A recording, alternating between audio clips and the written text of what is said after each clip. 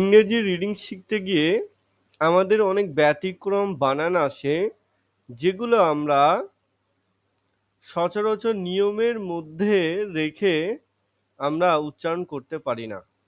কারণ ইংরেজি উচ্চারণ করার বিভিন্ন নিয়ম রয়েছে।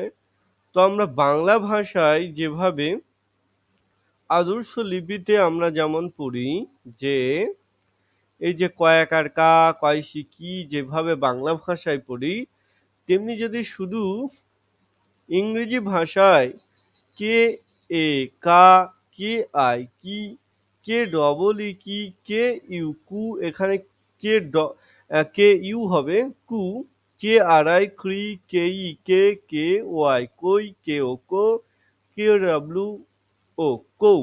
মানে আমরা এই যে অওয়া, তার যে বাংলা মানে তার যে ইংরেজি বর্ণ কি হবে, সাথে সাথে আমাদের এই যে একার ওকার কিসে হবে, এই যে একার আকার কিসে কিসে আকার হচ্ছে, কখনো এ, কখনো ই, কখনো আই, কখনো ও, কখনো ইউ। হর্ষিতে কখনো আই, কখনো ওয়াই, দীর্ঘি কখনো একটা ইতে, কখনো একটা আয়েতে, আবার কখনো ডবল ইতে, ওতে কখনো ওতে, ইউ কখনো ইউতে, দুর্ঘু কখনো ইউ। এইরকম যে একার ওকারের আহ ইংরেজি আমরা শিখছি, তার ফলে যে কয়াকার কা, কয় শিকি, এইগুলো যে কে কা, কে আই কি, এইভাবে আমরা সবগুলো ইংরেজি বর্ণের সাথে ইংরেজি যদি আমরা মিলিয়ে মিলিয়ে পড়ি, তাহলে আমরা একমাত্র শিখব যে কোনো মানুষের নাম লেখা, যে কোনো ঠিকানার লেখা। ওকে, বোঝা গেল? আমরা কোনো মানুষের নাম লিখতে গেলে আমাদেরকে অবশ্যই এই নিয়মটাকে ফলো করতে হবে। ওকে, কিন্তু এই নিয়ম দিয়ে আমরা কিন্তু সব ইংরেজি শব্দের উচ্চারণ আমরা করতে পারবো না। ওকে, আমরা এইভাবে পড়ে আমরা ইংরেজি সব শব্দের উচ্চারণ করতে পারবো না। কারণ কি? কারণ ইংরেজি উচ্চারণের কোনো নির্দিষ্ট নিয়ম নেই।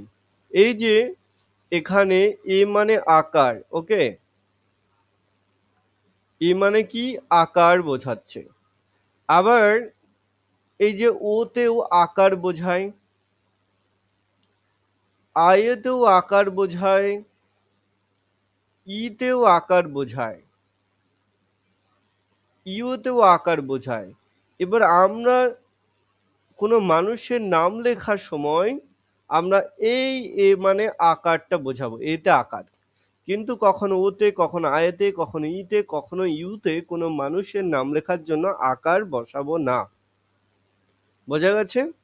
কিন্তু ইংরেজি শব্দ উচ্চারণ করার সময় এর কোনো নির্দিষ্ট নিয়ম নেই।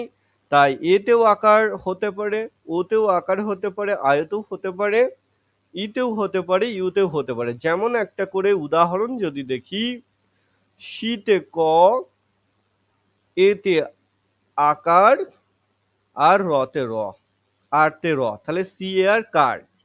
আবার তুমি দেখো এই যে পিতে প, ইতে আকার মানে পয়াকার, পি ই আর এস ও এন, পার্সন, তাহলে এই আকারটা তোমার ইতে হচ্ছে, তাহলে শুধু এতে আকার কিন্তু হয় না। ওকে, আবার দেখো ওতে এখানে এন এর দন্ত ন, আর এই ওতে দেখো আকার হয়েছে।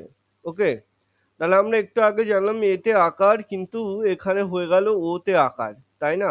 আশ্চর্য হয়ে যাচ্ছি। আবার দেখো এন এর দন্ত ন, কিন্তু এরপর কিছু নেই, আমরা কিন্তু এইটা বসাতাম না। আমরা এতক্ষণ যেটা বাংলা টু ইংলিশ বর্ণমালার যে অ্যাকচুয়াল কিউ বর্ণ হবে ইংরেজি, সেটা কিন্তু আসছে না। ওকে, তাই ইংরেজি উচ্চারণের বিভিন্ন ব্যতিক্রম রয়েছে, নির্দিষ্ট কোনো রুলস নেই। তার জন্য ইংরেজি রিডিং শেখার জন্য আমাদেরকে ফোনেটিক্স শিখতে হবে, ফোনেটিক্স অনুযায়ী ইংরেজি রিডিং শিখতে হবে। তাহলে আমাদের টোটাল 136 পেজ রয়েছে, আমাদের সবগুলো আমাদের ফোনেটিক্স অনুযায়ী উচ্চারণ করা শিখতে হবে। ওকে, তাহলে আমরা ইংরেজিতে রিডিং পড়ায় একবারই স্বাবলম্বী হতে পারবো। ওকে, তো প্রথমে আমার এর যে সিলেবাস রয়েছে, এ দিয়ে লং এ, শর্ট সাউন্ড, লং সাউন্ড, ঠিক আছে। তারপরে দেখো এটি অ্যাট, আমার সাথে পড়ো, A T at, B A T bat, C A T cat, F A T fat,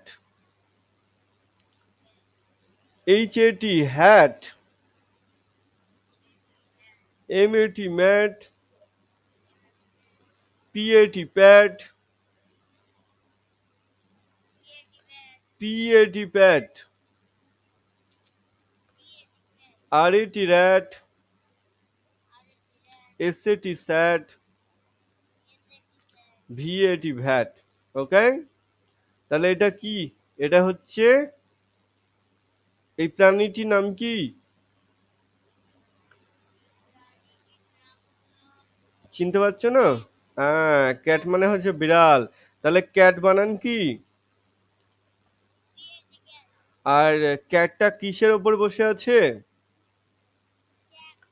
হ্যাঁ, ক্যাপ মানে টুপি, আবার হ্যাট মানেও টুপি। তাহলে হ্যাট বানান হচ্ছে এইচএটি হ্যাট।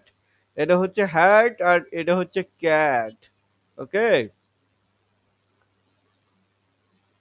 ঠিক আছে, তাহলে এটা স্ক্রিনশট নিয়ে নেবে, এটা কালকে পড়ে আসবে। ওকে, আর ভিডিওটা আমি পাঠিয়ে দিচ্ছি। তাহলে আজকের ক্লাস এই অবধি থাকলো।